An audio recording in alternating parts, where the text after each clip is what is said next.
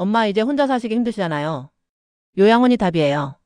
딸 수진의 목소리는 차갑게 가라앉아 있었어요. 너 정말 왜 그러니? 내 목소리는 떨렸어요.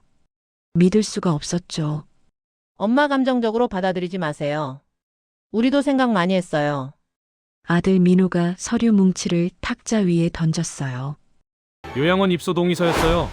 어차피 이 집도 팔아야 하고요. 엄마 명의로 남은 게 뭐가 있어요? 그 순간 나는 깨달았어요. 내가 키운 건 자식이 아니라 괴물이었다는 걸. 이들에게는 무슨 일이 있는 걸까요? 안녕하세요. 황금빛 사랑방입니다. 오늘도 이야기가 마음에 드셨다면 구독과 좋아요 꾹 눌러주세요. 댓글도 남겨주시면 감사하겠습니다. 오늘의 사연 지금 바로 시작하겠습니다.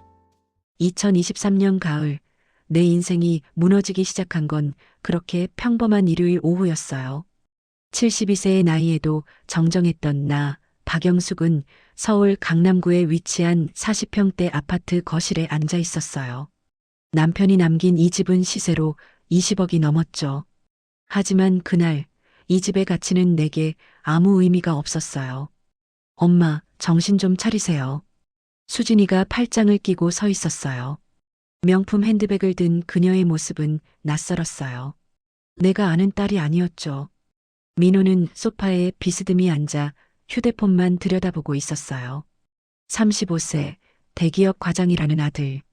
내가 대학 등록금부터 결혼 자금, 신혼집 마련까지 다 해준 그 아들이었어요. 너희들, 정말 엄마를 요양원에 보내겠다는 거니? 내 손은 떨렸어요. 찻잔을 들 수조차 없을 만큼. 요양원이라고 하지 마시고 시니어 케어 레지던스라고 해주세요. 요즘은 다들 그렇게 불러요. 수진의 말투엔 조롱이 섞여 있었어요. 엄마, 솔직히 말씀드릴게요. 엄마 혼자 이 큰 집에서 뭐 하세요? 청소도 제대로 못 하시잖아요. 민호가 휴대폰에서 눈을 떼지 않은 채 말했어요. 거실 구석에 쌓인 먼지를 보며 가슴이 철렁 내려앉았어요. 남편이 떠난 후 3년 나는 점점 집안일을 소홀히 하게 됐죠. 외로움이 몸을 잠식해 들어왔고 때로는 밥 먹는 것조차 귀찮았어요. 하지만은 무슨. 엄마, 현실적으로 생각하세요. 우리도 각자 삶이 있어요. 수진이가 내 말을 잘랐어요. 나는 천천히 일어났어요. 무릎이 시큰거렸지만 참았죠. 그들 앞에서 약한 모습을 보이고 싶지 않았어요. 너희들에게 내가 뭘 해줬는지 기억하니? 또 시작이네요. 민호가 한숨을 쉬었어요. 엄마, 우리 키워주신 거 감사해요. 그런데 그게 지금이랑 무슨 상관이에요? 우리도 엄마한테 효도하려고 좋은데 알아본 거잖아요. 수진의 목소리는 점점 날카로워졌어요. 나는 창문 밖을 바라봤어요. 한강이 아득히 보이는 이 전망, 남편과 함께 이 집을 보러 왔을 때의 기억이 떠올랐어요. 그때 우리는 행복했죠. 아이들이 커서 효도할 거라고, 우리 노후는 편할 거라고 믿었어요. 엄마가 너희한테 준 게 얼마인지 아니? 내 목소리가 갈라졌어요. 대학 등록금, 유학비, 결혼 자금, 집 마련 자금. 합치면 15억이 넘어. 그러니까요, 엄마. 그래서 우리가 이렇게라도 챙기는 거예요. 수진이가 비웃듯 말했어요.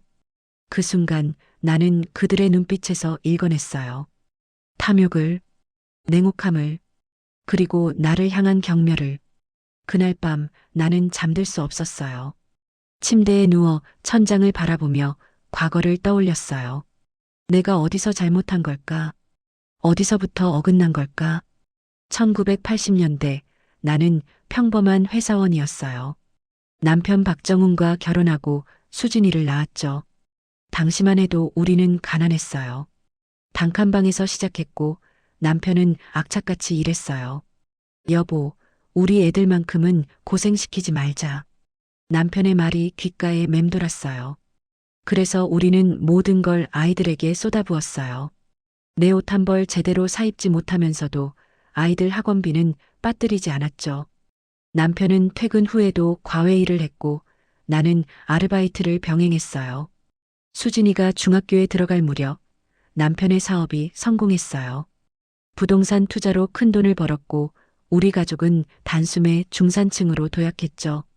엄마, 친구들은 다 해외여행 가는데 우리만 안 가?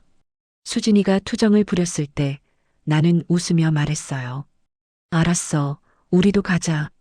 그때부터였을까요? 아이들이 변하기 시작한 건 민호가 태어나고 우리는 더 큰 집으로 이사했어요. 강남으로. 좋은 학군, 좋은 환경.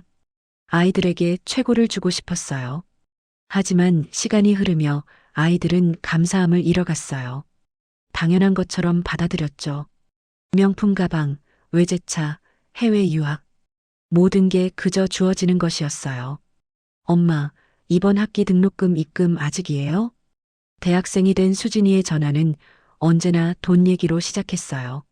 엄마, 결혼하려면 최소 5억은 있어야 해요. 민호의 요구는 점점 커졌어요. 남편과 나는 그 모든 걸 들어줬어요. 우리가 고생한 만큼 아이들은 편하게 살아야 한다고 믿었으니까요. 2020년 남편이 쓰러졌어요. 심근경색이었죠. 여보, 아이들, 부탁해. 남편의 마지막 말이었어요. 장례식장에서 수진이와 민호는 울었어요. 하지만 그들의 눈물 뒤엔 무언가가 있었어요. 계산. 남편이 남긴 재산을 계산하는 눈빛이었죠. 엄마, 아빠 보험금이랑 유산 정리 어떻게 하실 거예요? 장례를 치른 지 일주일 만에 민호가 물었어요. 나는 그때도 순진했어요. 너희들 나눠줘야지. 정말요? 엄마 최고예요. 수진이가 환하게 웃었어요. 그렇게 나는 남편이 남긴 재산의 대부분을 아이들에게 나눠줬어요. 수진이에게 7억, 민호에게 8억. 나는 이 집과 약간의 현금만 남겼죠. 엄마, 나중에 엄마 모실게요. 걱정 마세요. 수진이의 말을 믿었어요. 하지만 그 약속은 3년도 가지 못했어요. 현실로 돌아온 나는 침대에서 일어났어요. 새벽 3시, 집은 고요했고 나는 혼자였어요. 서재로 걸어가 서랍을 열었어요. 남편이 남긴 일기장이 있었죠. 나는 가끔 이걸 꺼내 읽곤 했어요. 아이들에게 모든 걸 주는 게 과연 옳은 일일까? 영숙이는 너무 순수해. 세상이 그렇게 호락호락하지 않은데. 남편의 글씨가 흔들렸어요. 병을 앓던 시절에 쓴 글이었죠. 아이들이 우리를 사랑하는 게 아니라 우리 재산을 사랑하는 건 아닐까? 그런 생각이 들 때가 있어. 하지만 영숙이 앞에선 차마 그 말을 할 수 없었어. 눈물이 뚝뚝 떨어졌어요. 남편도 알고 있었던 거예요. 우리 아이들의 본 모습을. 다음 날 아침 수진이에게 전화가 왔어요. 엄마, 요양원 상담 예약했어요. 다음 주 화요일 오전 10시. 나는 안 가. 엄마, 제발 좀 협조해 주세요. 우리도 힘들어요. 힘들긴 뭐가 힘들어. 너희는 편하게 살잖아. 그게 무슨 말이에요? 엄마, 우리도 애들 키우고 돈 벌고 정신없어요. 수진이의 목소리가 날카로워졌어요. 내가 너를 키울 땐 더 정신없었어. 또 그 얘기예요? 엄마, 세상이 변했어요. 옛날이랑 지금이랑 다르다고요. 나는 전화를 끊어버렸어요. 손이 떨렸어요. 분노가 치밀어 올랐죠. 하지만 동시에 무력감도 느껴졌어요. 나는 이제 늙었고 혼자였으니까요. 그날 오후 뜻밖의 전화가 왔어요. 박영숙 여사님이십니까? 저는 법무법인 정상의 변호사 강민재라고 합니다. 네. 변호사요? 네. 따님 되시는 박수진 씨와 아드님 박민호 씨가 여사님에 대한 한정후견 신청을 준비 중인 것으로 파악됩니다. 심장이 멎는 것 같았어요. 한정후견이 뭔가요? 쉽게 말씀드리면 여사님의 판단 능력이 부족하다고 법원에 인정받아 자녀분들이 여사님의 재산을 관리하게 되는 겁니다. 그게 말이 돼요? 목소리가 떨렸어요. 법적으로는 가능합니다.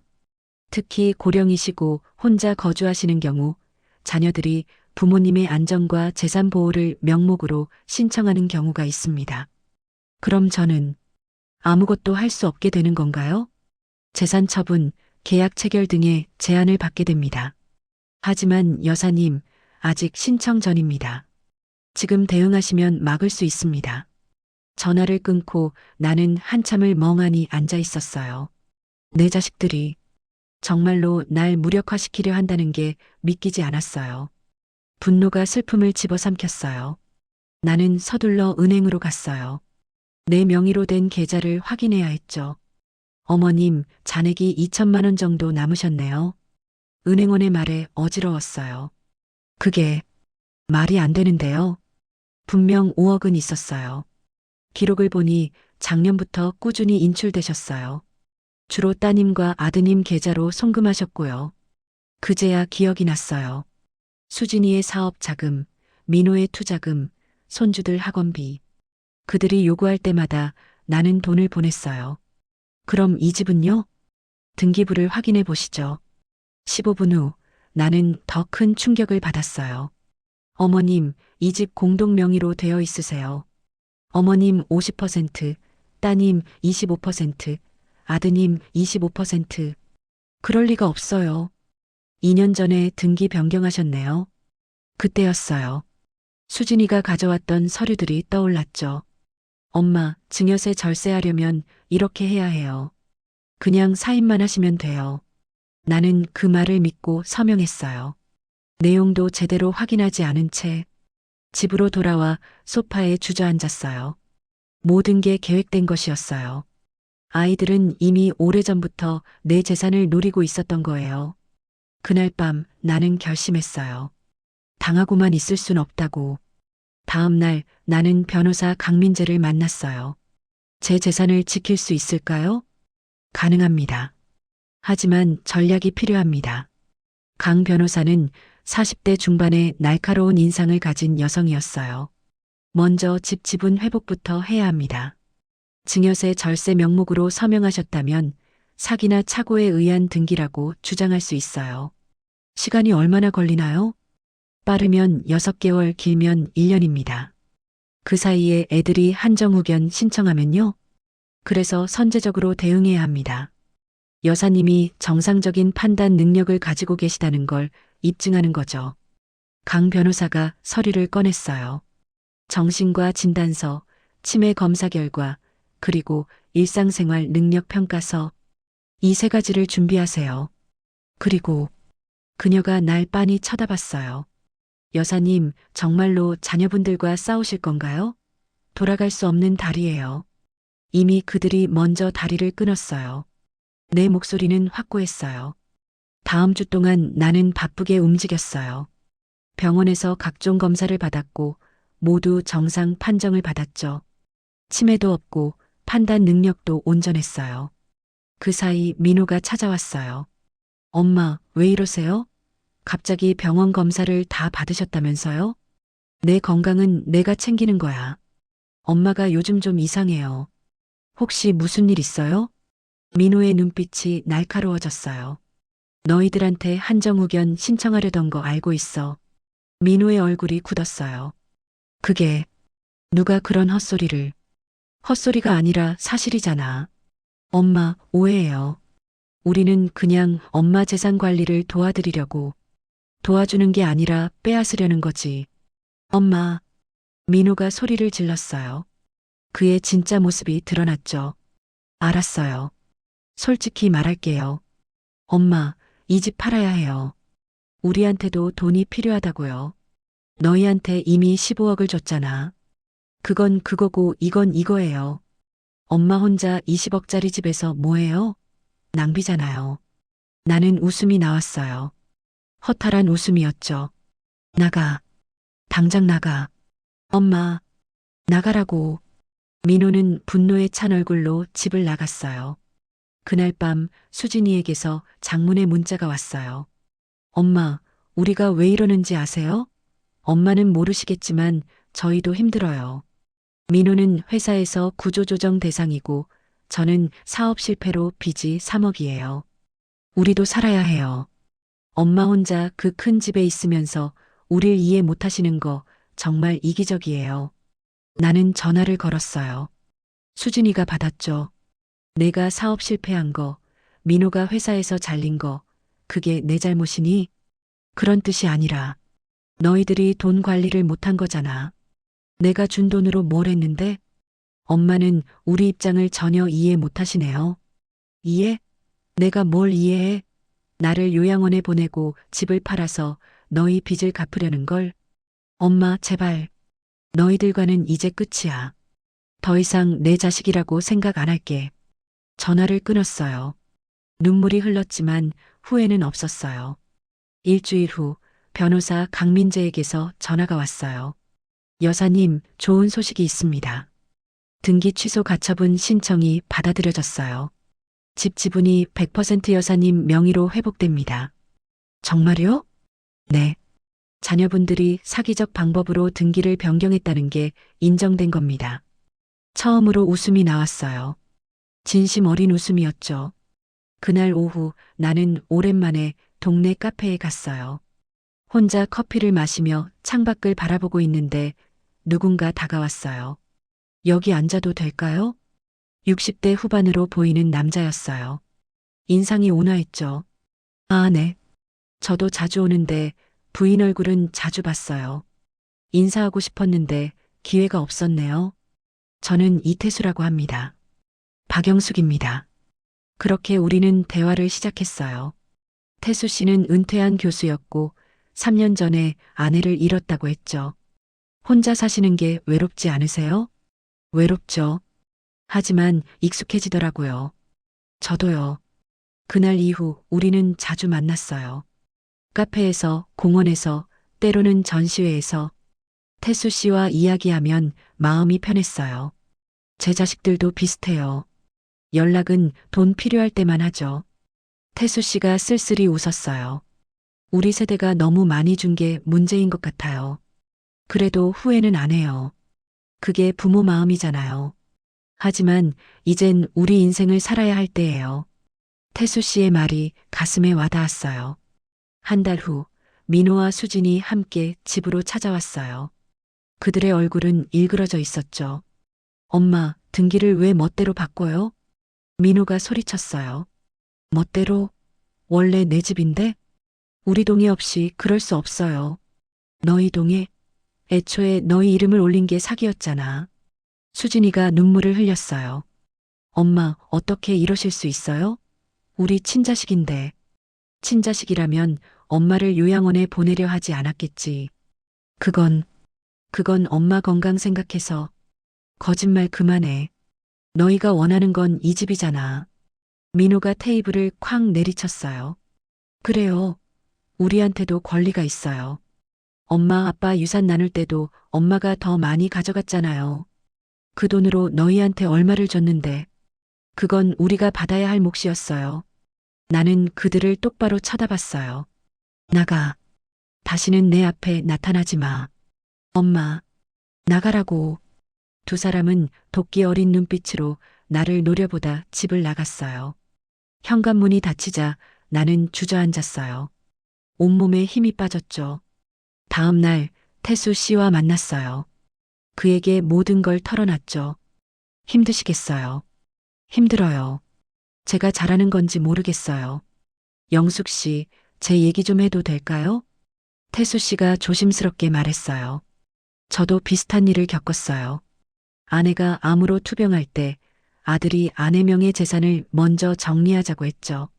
아내가 죽으면 상속세가 많이 나온다면서요. 어머, 전 그때 깨달았어요. 내 아들이 아내의 죽음보다 돈을 더 걱정한다는 걸. 그 후로 인연을 끊었어요. 외롭지 않으세요? 외롭죠. 하지만 배신당하는 것보단 나아요. 태수 씨가 내 손을 잡았어요. 그의 손은 따뜻했죠. 영숙 씨, 우리 이제 우리 인생 살아요. 자식들 눈치 보지 말고. 나는 그제야 울음을 터뜨렸어요. 그동안 참았던 모든 감정이 쏟아졌죠. 2개월 후 나는 중대한 결정을 내렸어요. 강 변호사를 만나 말했죠. 집을 팔고 싶어요. 지금이요? 네. 그리고 그 돈으로 새로운 삶을 시작하고 싶어요. 자녀분들이 가만히 있지 않을 텐데요. 그들에겐 한 푼도 안 줄 거예요. 나는 집을 21억에 팔았어요. 그리고 그 돈의 일부로 제주도에 작은 카페를 열었죠. 태수 씨와 함께 민호와 수진이는 미쳐 날뛰었어요. 엄마, 집을 팔면 우리한테 먼저 얘기해야죠.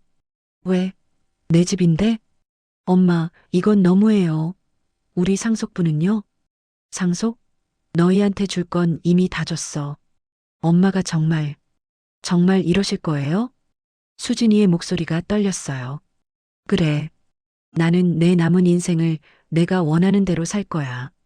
그들은 소송을 걸었어요. 유류분 반환 청구 소송이었죠. 하지만 강 변호사가 준비한 증거들은 확실했어요. 그들이 나를 요양원에 보내려 했던 문자 내역, 한정우견 신청 준비 서류, 그리고 사기로 집 지분을 취득한 기록들. 법원은 그들의 청구를 기각했어요. 제주도 카페는 작지만 아늑했어요. 바다가 보이는 이곳에서 나는 처음으로 자유를 느꼈죠. 영숙 씨, 오늘 손님 많았어요. 태수 씨가 웃으며 말했어요. 고마워요. 당신이 없었으면 여기까지 못 왔을 거예요. 무슨 소리예요?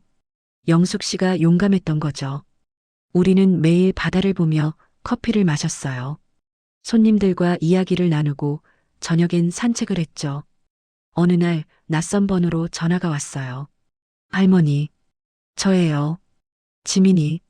수진이의 딸, 내 손녀였어요. 지민아. 할머니, 엄마가 왜 그랬는지 모르겠어요. 저는 할머니가 보고 싶어요. 눈물이 났어요. 지민아, 할머니도 보고 싶어? 제주도로 놀러 올래? 정말요? 엄마 몰래 가도 돼요? 응, 와. 일주일 후 지민이가 왔어요. 20살 대학생이 된 손녀는 예뻤어요. 할머니, 저 엄마랑 많이 싸웠어요. 할머니한테 그렇게 하면 안 되는 거라고. 괜찮아. 다 지나간 일이야. 할머니, 여기 너무 좋아요. 지민이가 바다를 보며 웃었어요. 한 달 후 놀라운 일이 벌어졌어요. 민호가 제주도까지 찾아온 거예요. 하지만 그의 모습은 초췌했죠. 엄마, 왜 왔니?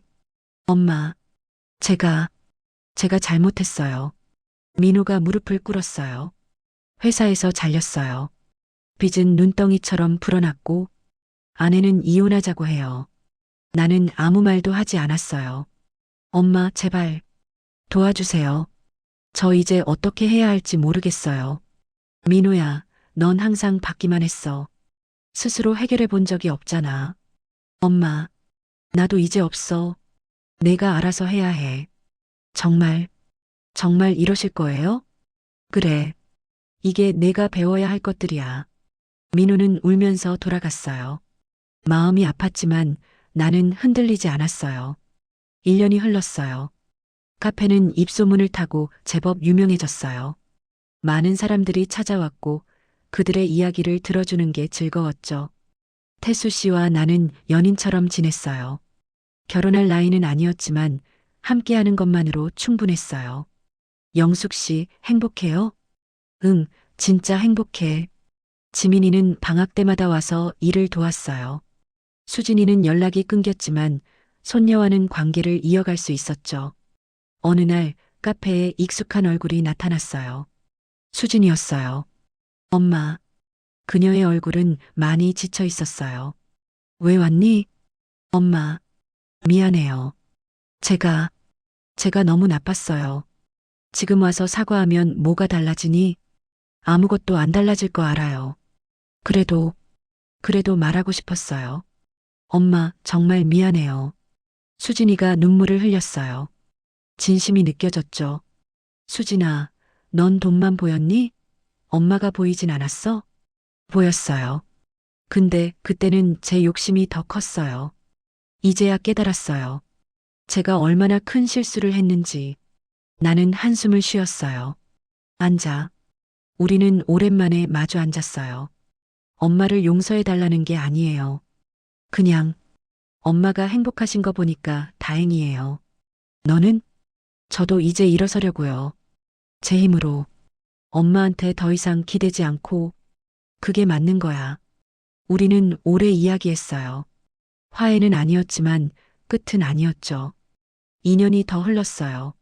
나는 여전히 제주도에서 카페를 운영하고 있어요. 태수 씨는 내 곁에 있고 우리는 매일 행복해요. 민우는 작은 회사에 취직했고 빚을 조금씩 갚아가고 있어요. 수진이는 자기 힘으로 다시 일어섰죠. 그들은 가끔 연락해요.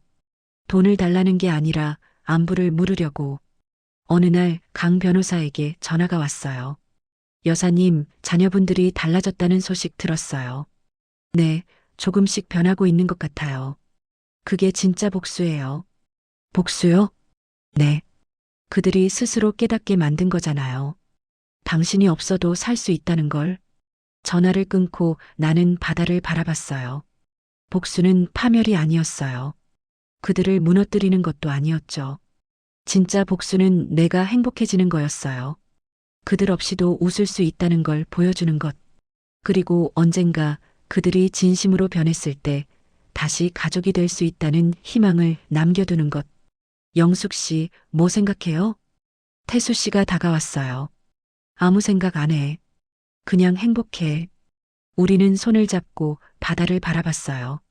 내 복수는 끝났어요. 그리고 새로운 시작이 계속되고 있어요.